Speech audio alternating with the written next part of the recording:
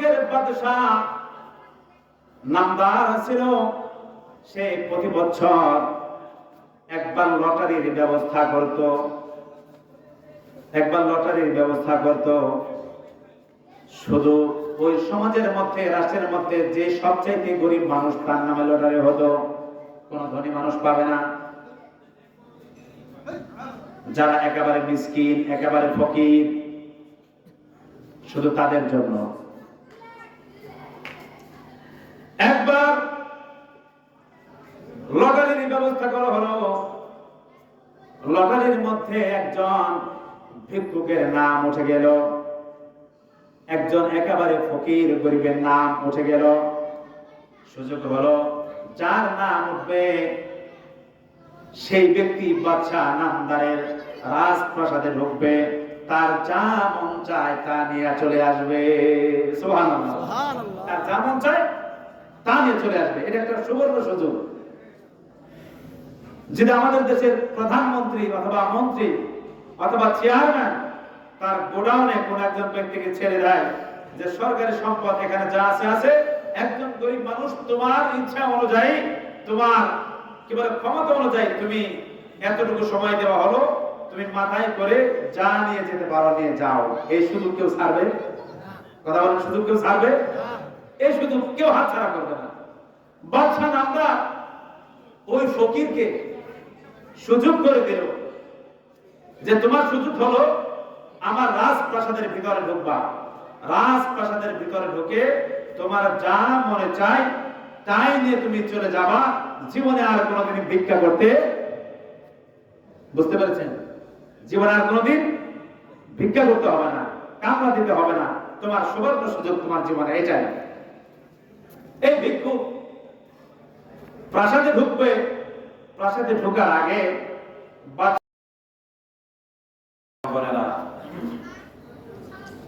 আল্লাহ সুবহানাহু ওয়া তাআলা দরবারে লাখো কোটি শুকর সুজুদ পেশ করছি, যিনি আমাদেরকে দয়া করে, মেহেরবানি করে আজকে এই প্যান্ডেলের ভেতরে এসে বসার সুযোগ করে দিয়েছেন। এই জন্য সেই মহান মালিকের দরবারে শুকরিয়া আদায় করে বলছি আলহামদুলিল্লাহ। দরুদ ও সালাম পেশ করছি নবীকুলের সম্রাট, বিশ্বসভার সভাপতি, আশরাফুল আম্বিয়া, খাতামুন নবিয়্যিন, রাহমাতুল লিল আলামিন মুহাম্মদুর রাসূলুল্লাহ সাল্লাল্লাহু আলাইহি ওয়াসাল্লামের উপর। সবাই একবার পড়ছি সাল্লাল্লাহু আলাইহি ওয়াসাল্লাম। সম্মানিত উপস্থিতি, আমি অত্যন্ত আনন্দের সাথে, গর্বের সাথে বলতে বাধ্য হচ্ছি, যেই মাদ্রাসার ছাত্র আমি নিজে ছিলাম, আজকে সেই মাদ্রাসা মাহফিলের মঞ্চে উঠে আলোচনা করার সুযোগ করে দিয়েছেন কে? যে বলেন, কে সুযোগ করে দিয়েছেন? আল্লাহ সুযোগ করে দিয়েছেন। এখানে বসে শৈশবের কথা মনে পড়ে গেল। এখানে অনেক মুরব্বীরা উপস্থিত আছেন, এখনো সবাই আছেন মোটামুটি, অনেকেই চলে গিয়েছেন কবরে। যারা কবরে শুয়েছেন, আল্লাহ পাক প্রত্যেককে জান্নাতের উঁচু মাকাম দান করুন, সবাই বলি আমিন। যারা বেঁচে আছেন প্রত্যেককে নেক হায়াত দান করুন, হায়াত তাইয়্যিবা দান করুন, সবাই বলি আল্লাহুম্মা আমিন। আমরা যখন এখানে লেখাপড়া শুরু করি তখন তো এই পরিবেশ ছিল না, কি বলেন? এই পরিবেশটা ছিল না। তখন ছিল এখানে টিনের ঘর ছিল, এই জায়গার মধ্যে টিনের ঘর ছিল, কারেন্ট ছিল না, আমরা হারিকেন দিয়ে পড়েছি। তখন কারেন্ট ছিল না, হারিকেন, মম, কপি এভাবে পড়েছি। লজেনবারে যাইতাম, তখন কারেন্ট ছিল না, অন্ধকার, কোনো সময় হারিকেন নিয়েও যেতাম, কোনো সময় ওই সময় ছোট পেন্সিল লাইট ছিল, পেন্সিল লাইট নিয়েও যাইতাম। যুগের পরিবর্তনে, সময়ের ব্যবধানে আজকে আল্লাহ পাক আমাদেরকে কত উঁচু লেভেলে পৌঁছে দিয়েছেন। আলহামদুলিল্লাহ, সবাই বলেন আলহামদুলিল্লাহ। তো আমাদের সাথে অনেকে পড়তে এসেছে, অনেকে লাইন ক্রস করেছে, পড়তে পারে নাই, এদিক সেদিক চলে গিয়েছে। আল্লাহ পাক যাদেরকে কবুল করেছে তারা এখান থেকে হাফেজ হতে পেরেছে।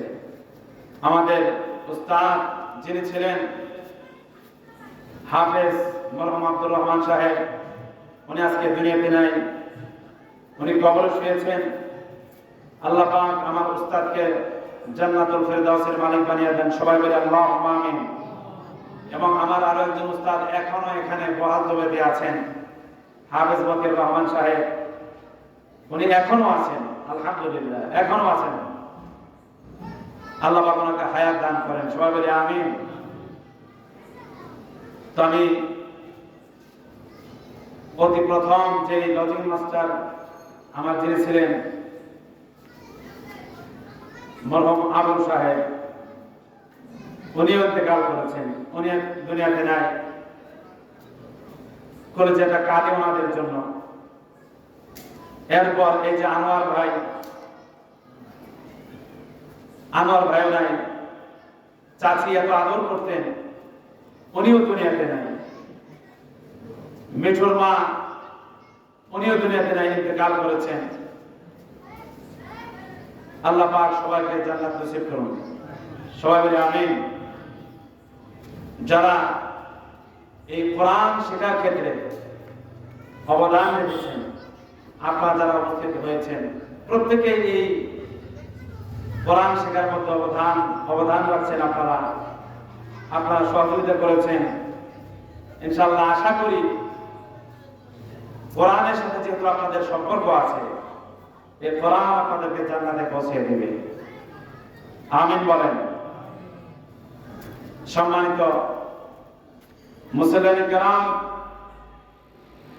আজকের এই মাহফিলটা আমার আপনার জন্য জিন্দেগীর শেষ মাহফিল হতে পারে। আজকের রাত আমার আপনার জন্য শেষ রাত, আর সুযোগ হবে না। কথা বলেন ঠিক কিনা? কে ভাই সাহেব, এটা হচ্ছে কোরআনের মাহফিল। এটা কিসের মাহফিল?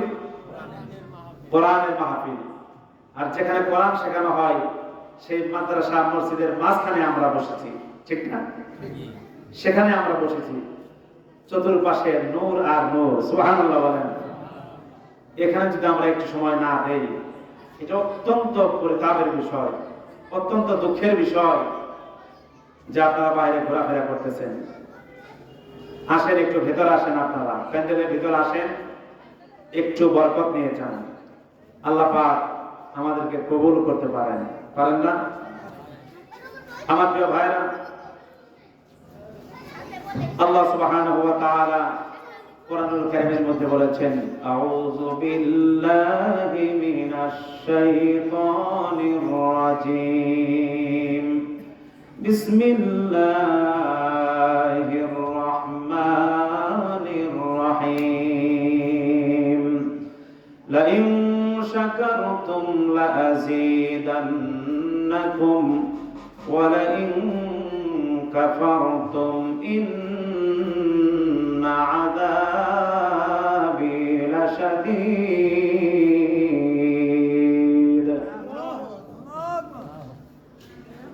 আল্লাহ রাব্বুল আলামিন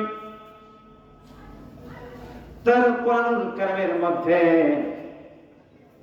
সুন্দর করে ওয়াজ করেছেন, আলোচনা করেছেন। আল্লাহ পাক বলেন, লাইন শাকারতুম লাযীদান্নাকুম। হে দুনিয়ার মানুষ, তোমরা যদি আমার নিয়ামতের শুকরিয়া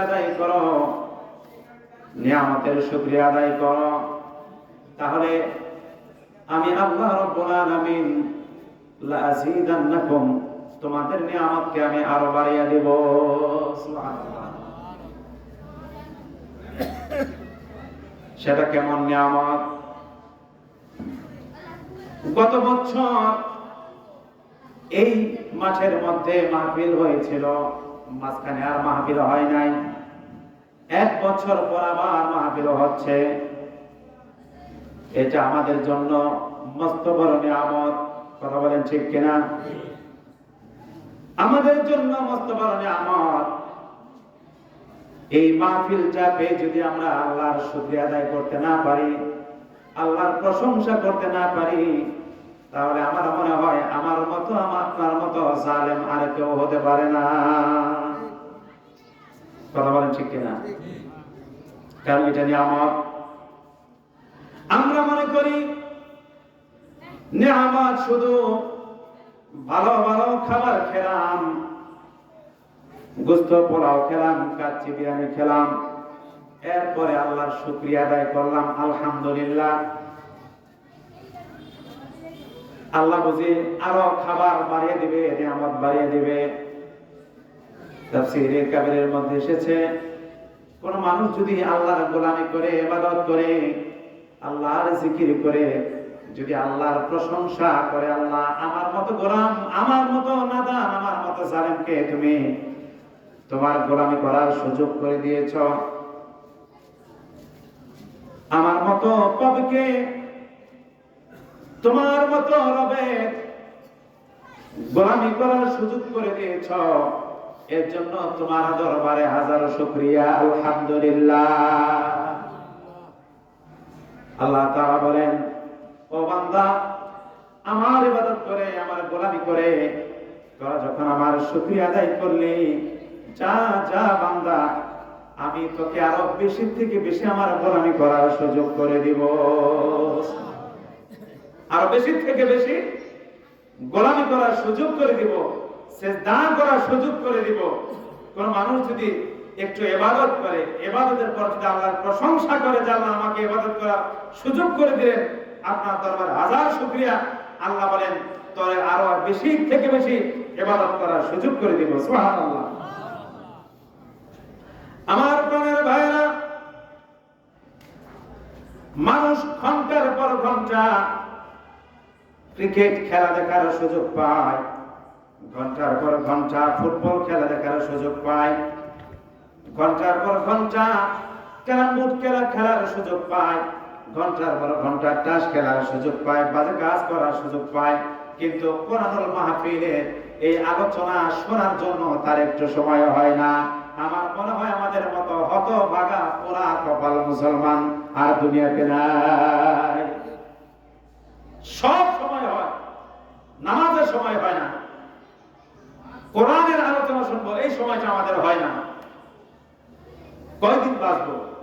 কত সময় আমরা বাঁচবো? আর কত সময় হলে আমাদের হুঁশ ফিরে আসবে? অনেকে বলে যে হুজুর এখনো বয়স হয় নাই, এখনো চুল দাড়ি পাকে নাই, এখনো নাতিপুতি হয় নাই, আস্তে আস্তে শুরু করি। আরে ভাই, আস্তে আস্তে শুরু করবেন। নাতিপুতি ছেলে মেয়ে বিয়ে দেন নাই, আস্তে আস্তে ইবাদত করবেন। আপনি কি জানেন কত সময় বাঁচবেন? কথা বলেন, আমরা কি বাঁচবো? কত সময় বলতে পারবো? আমরা কেউ তো বলতে পারবো না। কখন যেন মালাকুল মউত আজরাইল এসে ঘাড়ের মধ্যে ধরে ফেলবে, এ কথা বলবেন, রেডি হও, সময় নাই, যেতে হবে, এইটা চূড়ান্ত সিদ্ধান্ত। অতএব কখন সময় হবে আমাদের?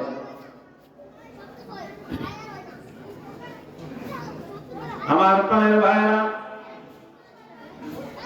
আমি আপনাদের সামনে সূরাতুল কলম থেকে দুটি আয়াত তেলাওয়াত করেছি। 29 নম্বর পারায় সূরাতুল কলম। আমার প্রাণের ভাইরা, আল্লাহ রাব্বুল আলামিন এই সূরাতুল কলমের মধ্যে কসম খেয়েছেন, কসম করেছেন। আল্লাহ তাআলা বলেন, নুন ওয়াল কলামি ওয়া মা ইয়াসতুরুন। আল্লাহু আকবার। আল্লাহ তাআলা বলেন, নুন এবং কলমের কসম করে বলছি, যা তারা লিপিবদ্ধ করে তার কসম করেও বলছি। তাফসীরের মধ্যে এসেছে, কলম কাকে বলা হয়? মুসনাদে আহমদের মধ্যে এসেছে, হাদিসের মধ্যে এসেছে। একজন মুফাসসির কিরাম বর্ণনা করেছেন, এই কলমকে বোঝানো হয়েছে যে কোরআনুল কারীম যে কলম দিয়ে লেখা হয়েছে ওই কলমকেই বোঝানো হয়েছে। সুবহানাল্লাহ। লৌহে মাহফুজে যেখানে লিপিবদ্ধ করা আছে কোরআনুল কারীম, এই কোরআনকে যে কলম দিয়ে লিখেছেন সেই কলমকেও বোঝানো হয়েছে। সুবহানাল্লাহ। অন্যান্য মুফাসসিরিন ইকরাম এই কলমের ব্যাখ্যা করতে গিয়ে বলেছেন এই কলমের কসম হতে পারে যে কলম দিয়ে আমরা লিখে থাকি, বিচার কাজ করে থাকি, সাক্ষী দিয়ে থাকি, সিগনেচার করে থাকি, আমরা চুক্তিনামা লিখে থাকি, এই কলমের কসম হতে পারে। চিৎকার মেরে বলুন আল্লাহু আকবার। আমার প্রাণের ভাইরা, এই কলমের কাজ আছে না নাই? কথা বলেন, কলমের কাজ আছে না নাই? কম্পিউটারে যত কিছুই করেন না কেন কলম ছাড়া কাজ হবে না, কলম আপনাকে লাগবেই লাগবে। কথা বলেন ঠিক কিনা? আমার প্রাণের ভাইরা, হাদিসের মধ্যে এসেছে পৃথিবীর মধ্যে সর্বপ্রথম আল্লাহ সুবহানাহু ওয়া তাআলা সর্বপ্রথম আল্লাহ কলম সৃষ্টি করেছেন। কি সৃষ্টি করেছেন? কলম সৃষ্টি করেছেন। আল্লাহ তাআলা কলম সৃষ্টি করে কলমকে হুকুম দিলেন, কলম তুমি লেখা শুরু করে দাও। আল্লাহু আকবার।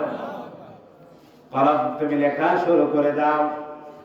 কলম জানতে বলে আল্লাহ কি লিখবো আমি তো লিখতে জানি না।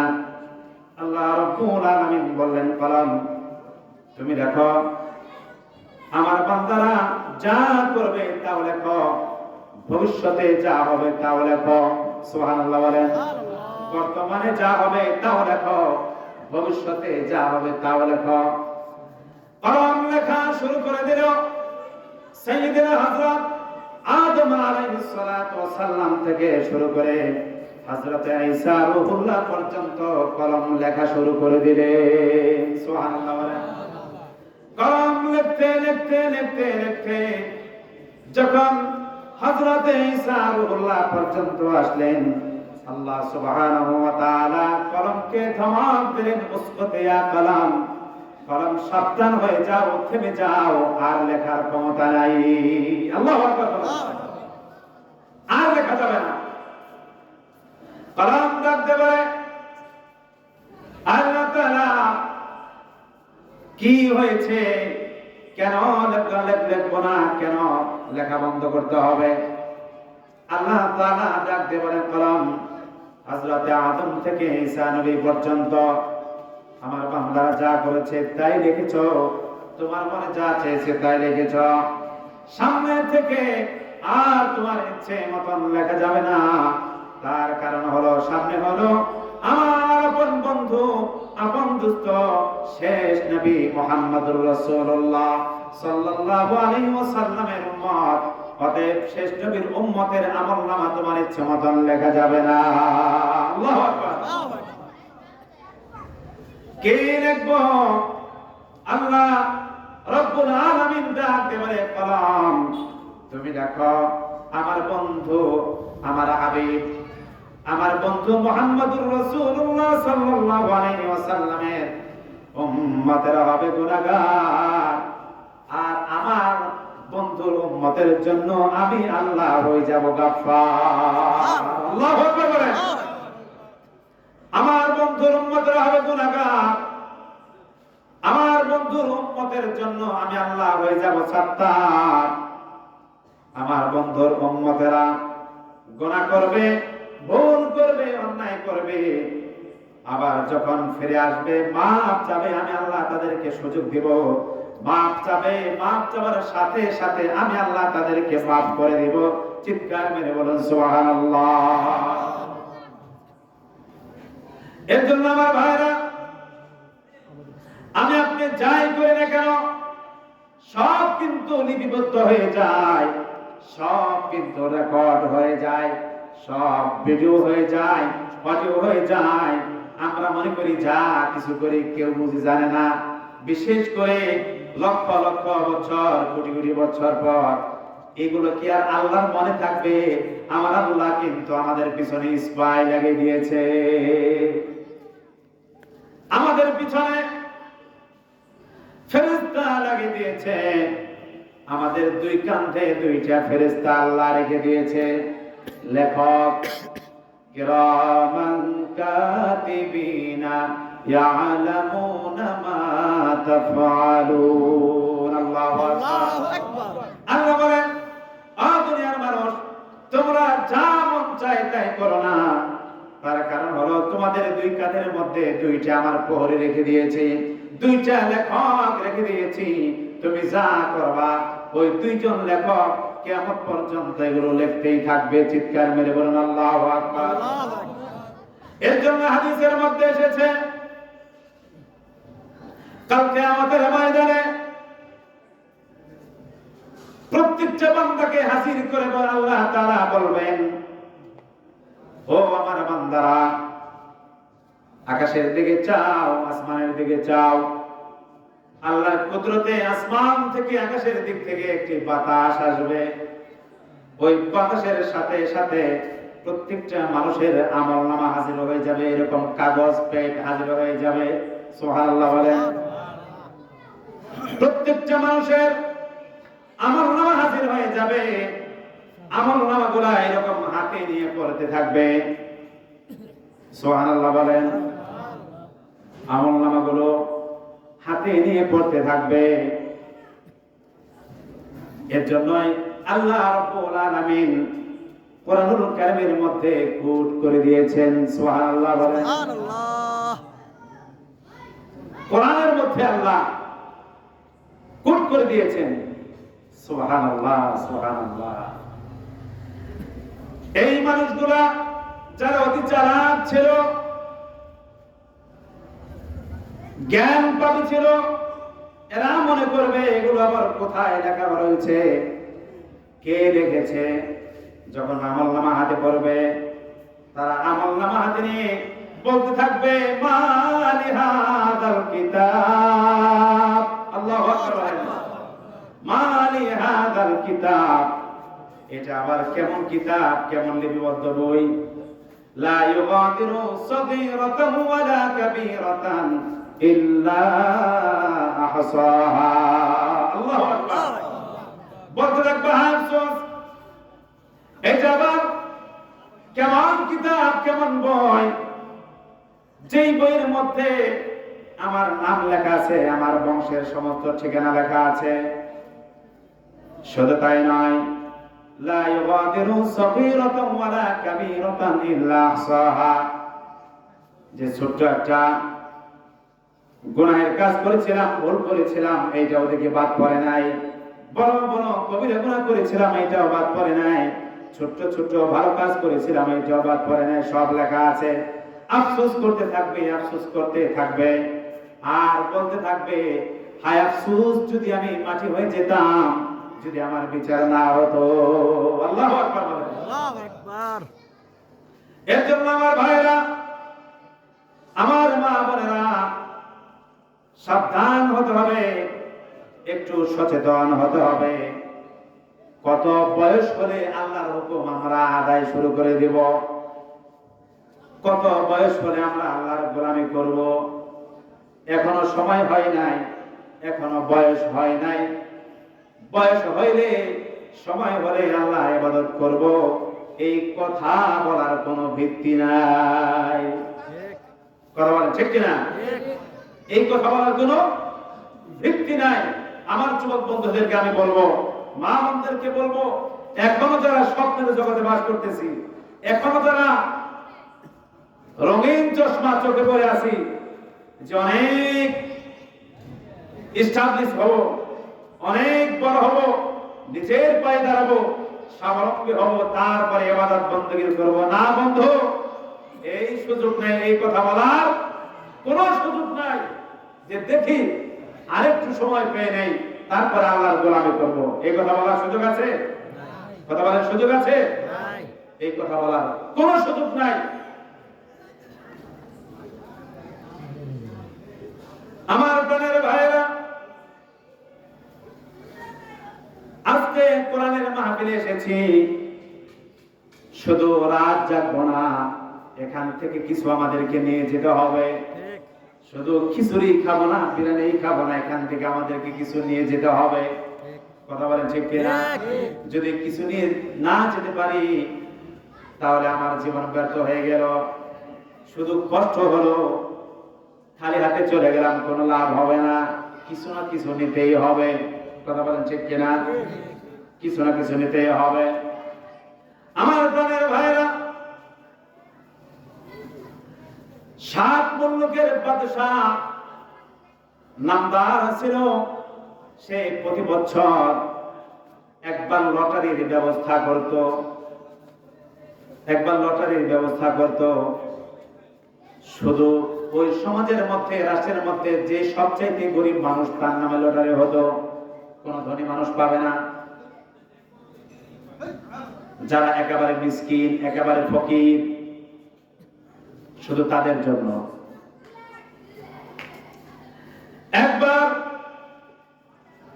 লটারির ব্যবস্থা করা হলো। লটারির মধ্যে একজন ভিক্ষুকের নাম উঠে গেল, একজন একেবারে ফকির গরিবের নাম উঠে গেল। সুযোগ হলো, যার নাম উঠবে সেই ব্যক্তি বাদশা নামদারের রাজপ্রাসাদে ঢুকবে, তার যা মন চায় তা নিয়ে চলে আসবে। সুবহানাল্লাহ। তার যা মন চায় তা নিয়ে চলে আসবে। এটা একটা সুবর্ণ সুযোগ।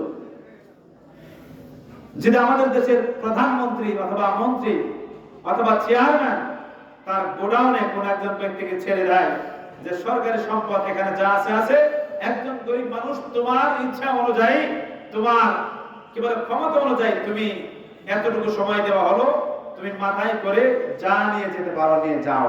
এই সুযোগ কেউ ছাড়বে? কথা বলেন, সুযোগ কেউ ছাড়বে? এই সুযোগ কেউ হাতছাড়া করবে না।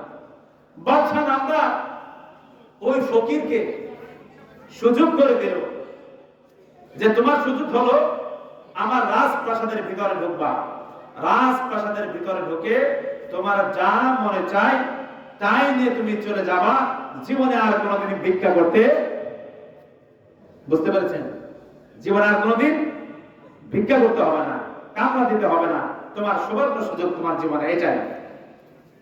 এই ভিক্ষুক প্রাসাদে ঢুকবে। প্রাসাদে ঢোকার আগে বাদশা নামদারের যিনি সেনাপ্রধান, যিনি গেটম্যান দারোয়ান, তিনি ওই ফকিরকে বলে দিলেন যে তুমি যা মনে চায় তাই নিয়ে আসবা, স্বর্ণ মুক্তা হীরা জওহর যা আছে তুমি আনতে পারবা, তবে তোমার একটা নির্ধারিত সময় আছে, 3 ঘন্টা সময়। কয় ঘন্টা সময়? এই কথা বলেন, কয় ঘন্টা সময়? 3 ঘন্টা সময়। এই 3 ঘন্টার সময়ের ভেতরে তোমার যা মনে চায় গাঁটটি বুকসা বেঁধে তুমি নিয়ে চলে যাইবা। আর কোনোদিন তোমার ভিক্ষা করতে হবে না, আর কামড়া দিতে হবে না। এই সুযোগ যদি আমাদের আসে, আমরা কি হাতছাড়া করবো কোনোদিন?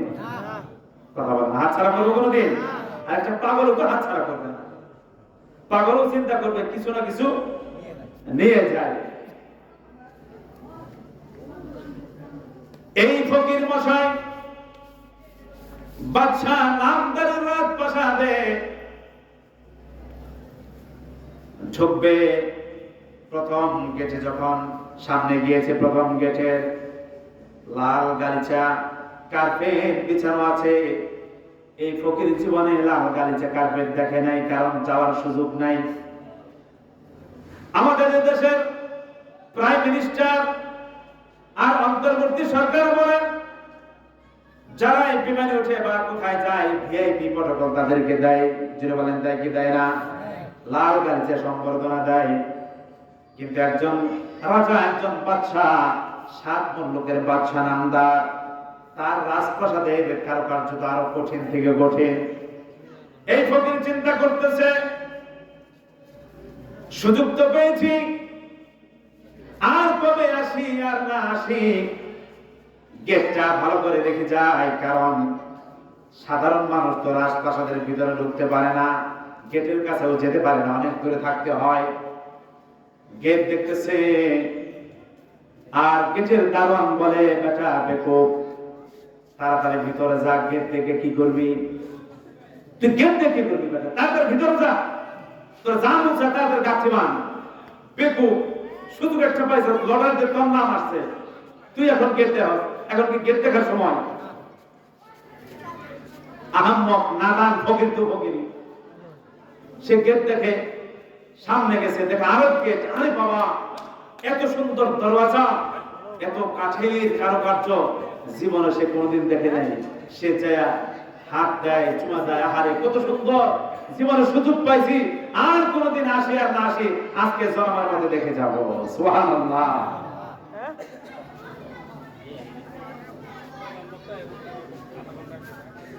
এবার ফকির রাজা মশাই বাদশা নামদারে ডাইনিং রুমে গিয়েছে। ডাইনিং রুমে গিয়ে দেখে, আরে বাবা, এত সুন্দর সুন্দর জিনিস, টেবিল চেয়ার, এত জীবনে কোনোদিন দেখি নাই। যেখানে যায় সেখানেই বসে, পাই চেয়ারে জীবনে বসে নাই, এত দামি চেয়ারের মধ্যে একটু বসে যায়, একটু ভাব নাই, দেখে একটা সেলফি তোলা যায় কিনা। তখন তার সেলফি নাই, একটু ভাব নিতেছে, দেখে একটু কেমন লাগে। চেয়ারের মধ্যে বসে, সোফার মধ্যে বসে ঘুরতে ঘুরতে রাজা মশাই আপনার বেডরুমে গিয়ে পৌঁছেছে। বেডরুমে যায় দেখে, আরে বাবা, আলিশান দরবার, আলিশান দরবার।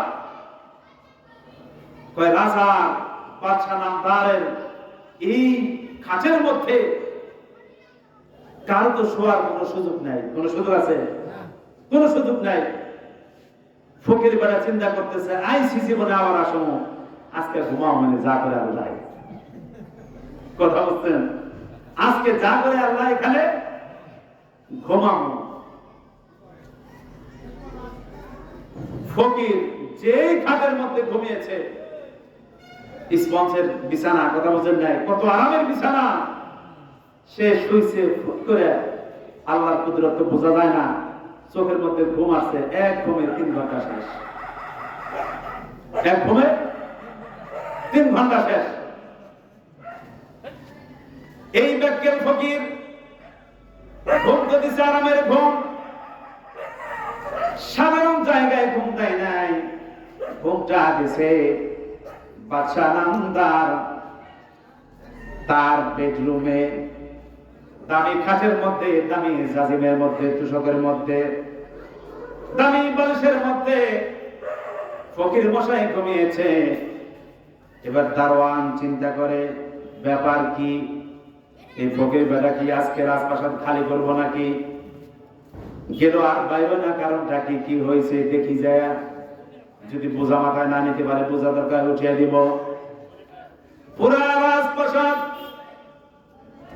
খোঁজাখুঁজি করলো, ফকির মশাইকে পাওয়া যায় না।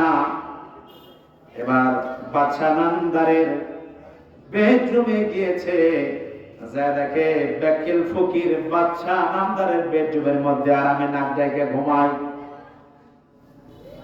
বন্দুক দিয়ে পেটের মধ্যে খোঁচা মেরেছে, পাশের মধ্যে পানি মেরেছে। বেটা ফকির বেকেল, তুই লটারিতে তোর নাম উঠছে, তুই আজকে জিন্দেগির কামাই কামিয়ে নিবি। তোর কি ঘুম পাড়ার জন্য এখানে পাঠাইছে বেকেল? যা, তাড়াতাড়ি পেটে নিয়ে খাওয়ার আগে তাড়াতাড়ি বাহির হ। তোর 3 ঘন্টা সময় শেষ, 1 মিনিটের সময় নাই। যা, পেটে নিয়ে খাওয়ার আগে তাড়াতাড়ি বাহির হ। ফকির ডাক দিয়ে বলে, এরে দারোয়ান ভাই, দয়া করে মায়া করে আমাকে 5টা মিনিট সময় দেন। কত কিছু আছে, একটা হাতে করে নিলেই চলে। দারোয়ান ডাক দিয়ে বলে, এরে ফকির, 3 ঘন্টা সময় দিয়েছিল তোমাকে, তুমি সময়ের কদর করো নাই, তুমি সময়ের দাম দাও নাই। এখন তোমাকে এখান থেকে খালি হাতে পেটেনি খাওয়ার আগে যেতে হবে। এই ব্যক্তির ফকির বাদশা নামদারের রাজপ্রাসাদ থেকে খালি হাতে এতিমের মতো, ফকিরের মতো আবার সেই ফকির খালি হাতে পিটানির ঝড়ে বাহির হয়ে গেল। ঠিক তেমনি ভাবে আমরা যারা এখনো স্বপ্নের জগতে আছি, এখনো যারা ঘুমের জগতে আছি, প্রতিষ্ঠিত হয়ে নেই, আর একটু সময় পাই, আর একটু বড় হয়ে নেই, নাতিপুতি বিয়ে করে নেই, তারপরে আল্লাহ ইবাদত করব। আপনাকে যেই সময় আল্লাহ দিয়েছে এই সময়ের কদর যদি না করেন, ওই বাদশা নামদারের দরবারের ফকিরের মতো আমার আপনার অবস্থা হয়ে যাবে। কথা বলেন ঠিক কিনা? এখনো যারা বলতেছে যে দেখি সামনে সময় আছে, সময় হবে তারপরে ইবাদত করব, না বন্ধু, এই কথা বলার সুযোগ নাই। এই দেওনি গ্রামে আমার জানা মতে অনেক যুবক পোলাপান ইন্তেকাল করেছে না? কথা বলেন না, নাকি জোরে বলেন না? অনেক দেউলির অনেক মানুষ মারা গেছে না? গত কিছুদিন আগে তো শুনলাম ওই জাহাঙ্গীর ডাক্তার, ওনার ছেলের নাম জানেন কি? মাসুম। কিন্তু আমাদের সমান হবে। রাজীব ভাই, আব্দুল খালেক। হ্যাঁ, রাজীব। আরো অনেকে ছোট ছোট মানুষ চলে গেল। এখন কবরে হাড্ডি মাংস নাই, মাটির সাথে একেবারে মিশে গিয়েছে। পিঁপড়া পোকায় খেয়ে শেষ করে দিয়েছে। যুবক, এখনো যদি তুমি বলো যে আমার এখনো সময় হয় নাই, আর কবে সময় হবে? আর কখন সময় হবে যে আল্লাহর ইবাদত করবা, আল্লাহর গোলামি করবা? এখনো কি সময় হয় নাই? আমার প্রাণের ভাইয়েরা, এর জন্য সাহাবায়ে কেরামের জীবনী আমাদেরকে পড়তে হবে, আম্বিয়া আলাইহিস সালামের জীবনী আমাদেরকে জানতে হবে, কোরআন হাদিসের সঙ্গে আমাদের সম্পর্ক রাখতে হবে। যদি কোরআন হাদিসের সাথে আমাদের সম্পর্ক থাকে, যদি সাহাবায়ে কেরামের সাথে আমাদের সম্পর্ক থাকে, তাহলে আমাদের সময়ের মূল্য আমরা বুঝতে পারবো। কথা বলেন ঠিক কিনা? সময়ের মূল্য আমাদের দেয়। আজ থেকে সর্বোচ্চ আমার মনে হয় 30, 32 অথবা 33, 34 বছর হবে আমরা এখান থেকে হাফেজ হয়ে গেলাম, তাই না? 30-35 বছর হবে, এর মাঝে পুরো হয়ে গেলাম। আমার মনে আছে আমি খুব ছোট ছিলাম, যা আমাকে আমি একা যাইতে পারতাম না। এই যে ভাইরা আছে, এখানে আছে, আমার অনেকে বলতো তুই থাকস কেমনে, তোর মা কেমনে থাকে তোর ধুয়ে। এই আমার ভাইয়ের ওয়াইফ, মিঠুর মা, শারীন ভাইয়ের ওয়াইফ, আরো যারা আছে আমার ভাই ওয়াইফ, এরা বলতো তুই কেমনে থাকস, এত ছোট মানুষ। আমি অনেক সময় আমাদের সাথেই থাকছি বাড়িতে, আবার দেয়া গেছে মাদ্রাসায় আইনা। আজকে দেখেন সময়ের ব্যবধানে অনেকে কবরে চলে গেল, অনেকে কবরে চলে গেল। তো যারা এই কোরআনের খেদমতগার হয়েছে, কোরআন শিক্ষার ক্ষেত্রে যারা সাপোর্ট দিয়েছে, সহযোগিতা করেছে, হেল্প করেছে, ইনশাআল্লাহ আশা করা যায় আল্লাহ পাক তাদেরকে মাফ করে দিবে কোরআনের বরকতে। সুবহানাল্লাহ। এই গ্রাম থেকে কত ছাত্র, কত দূরের দূরের ছাত্র ছেলেরা হাফেজ হয়ে গেল, কিন্তু এই গ্রামে হাফেজ হাতে গোনা 2-4টা ছাড়া আমার মনে হয় নাই। নসিব খারাপ, কবর খারাপ। আপনাদের বাড়ির ভাত খেয়ে, আপনার মার রান্না খেয়ে, আপনার দাদির রান্না খেয়ে হাফেজ, আলেম, মুফতি, মুহাদ্দিস, শাইখুল হাদিস হলো, অথচ আপনার একটা নাতি, আপনার একটা ছেলে, আপনার একটা মেয়ে হাফেজ, আলেম বানাইতে পারলেন না। আফসোস, কেন পারলাম না? এখানে তো আমাদের ব্যর্থতা, এখানে আমাদের ব্যর্থতা। এর জন্য এখনো সময় আছে।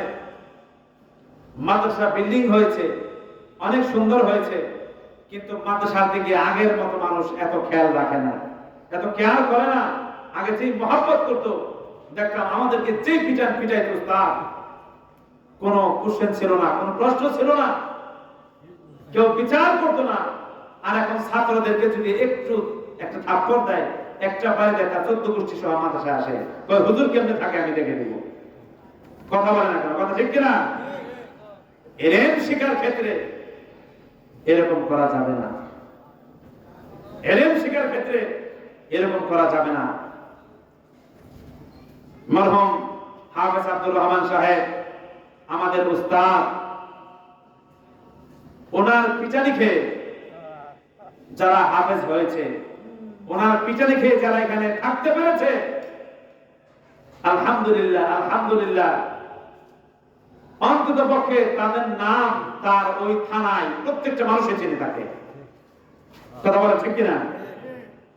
পিছনে খেয়ে যারা টিকতে পেরেছে, যারা মানুষ হয়েছে। আরে ভাই, এখানে কয়টা বাজে?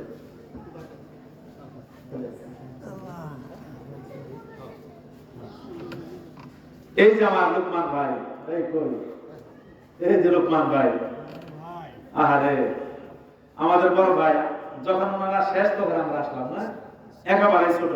যখন ওনারা হাফেজ শেষ হলো তখন আমরা আসলাম, একেবারে ছোট। তো আরো আছে, আর অনেকে আছে, হয়তো এখানে উপস্থিত নাই। তো আমি আলহামদুলিল্লাহ, আমি আপনাদের কাছে দোয়ার দরখাস্ত করছি, আমার জন্য আপনারা দোয়া করবেন। আমাকে একটু বেশি ভালোবাসেন এই দেউলির মানুষ, ঠিক না? এই দেউলির মানুষ আমাকে একটু বেশি ভালোবাসে। অন্য যত ছাত্র আছে সব ছাত্র চাইতে আমাকে একটু বেশি ভালোবাসেন, কেন জানি না, আল্লাহ ভালো জানেন। অধিকাংশ মুরব্বীরা আমাকে ওসিয়ত করেছেন যে বাবা যদি মরে যায় জানাজাটা তুমি পড়াবে। আমি অনেক সময় বলি যে আপনার আগেও তো আমি মরতে পারি। তো এই যে একটা সম্পর্ক, এটা কোরআনের ভালোবাসা, কোরআনের প্রেম, সুবহানাল্লাহ কোরআনের প্রেম। এই যে জাহিদ, ওর মা অনেক ভালোবাসতো, আমাদেরকে আদর করতো, ছোট্ট ছিলাম আমরা। এই যে ভাইরা সামনে আছেন, অনেকেই তো নাই, অনেকে চলে গিয়েছে। এর জন্য যারা এই দেউলি গ্রামের, যারা এই দুনিয়া থেকে চলে গিয়েছে, এই মসজিদ মাদ্রাসার খেদমত করেছে, ছাত্রদের ক্ষেত্রে সহযোগিতা করেছে, আমি প্রত্যেকের জন্য দোয়া করি আল্লাহ তাআলা প্রত্যেককে জান্নাতের ব্যবস্থা করে দেন। সবাই বলে আমিন, আর জোরে বলে আমিন। এবং যারা এখনো বেঁচে আছেন, আল্লাহ পাক প্রত্যেককে নেক হায়াত দান করেন এবং আরো বেশি বেশি এই কোরআনের খেদমত করার তৌফিক দান করেন। সবাই বলে আমিন। এবং আমি যাদের বাড়িতে লজিং থেকে লেখাপড়া করেছি, যারা ইন্তেকাল করেছেন তাদেরকে আল্লাহ মাফ করে দেন, যারা বেঁচে আছেন তাদেরকে নেক হায়াত দান করেন, এবং যারা নতুন ভাবে খেদমত করার সুযোগ করে শুরু করে দিয়েছেন, আল্লাহ তাআলা তাদেরকেও কবুল করেন। সর্বশেষ বলছি, এখানে আমার উস্তাদ এখনো একজন আছেন, হাফেজ মতিউর রহমান সাহেব, আল্লাহ পাক ওনাকেও হায়াতে তয়্যিবা দান করেন। সবাই বলি আমিন। এখানে আমার অনেক বন্ধুবর্গ আছেন, আশেপাশেও আছেন, দেখলাম শহীদ ভাই আছেন, আমার অত্যন্ত আদরের মহব্বতের হাসান ভাই আছেন। হ্যাঁ, যেখানে দেখেন সেখানেই ডাক দেন, চা না খেয়ে যেতে দেন না। তো আলহামদুলিল্লাহ, আমার বাড়ি তো রাজনগর, সবাই জানেন। আমি মির্জাপুর সেন্ট্রাল মসজিদের ইমাম ছিলাম, এখন আমি ঢাকা উত্তরায় থাকি। আমার জন্য দোয়া করবেন, আল্লাহ তাআলা যাতে আমাকেও কবুল করেন, মাফ করে দেন। আপনাদের জন্য দোয়া করি, আপনাদেরকে আল্লাহ কবুল করেন। সবাই বলে আমিন। ওয়া আখিরু দাওয়ানা আলহামদুলিল্লাহি রাব্বিল আলামিন। আসসালামু আলাইকুম ওয়া রাহমাতুল্লাহি ওয়া বারাকাতুহু।